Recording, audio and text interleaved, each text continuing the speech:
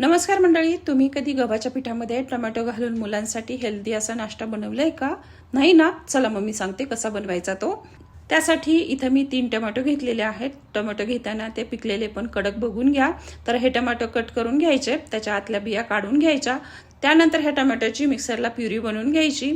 त्यानंतर 1 वाटी गव्हाचं पीठ घ्यायचं, त्यामध्ये पाव वाटी बारीक रवा घालायचा, हळद, मीठ, लाल तिखट आणि काळे मिरे पावडर घालून हे मिक्स करायचं.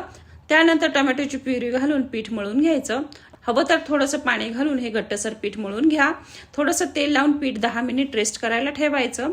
10 मिनिटांनंतर ह्या पिठाचा एक उंडा घ्यायचा, कोरडं पीठ लावून याची पातळ चपाती लाटून घ्यायची.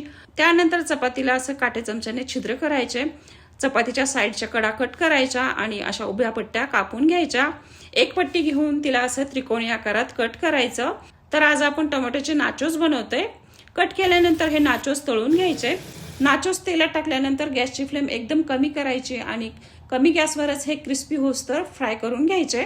एक्स्ट्रा फ्लेवरसाठी यावर पेरी पेरी मसाला किंवा चाट मसाला टाकून हे टॉस करायचं. असं हे टोमॅटोचे नाचोस एकदाच बनवून तुम्ही महिनाभर खाऊ शकता, पण त्याआधीच हे फस्त होतात बरं का.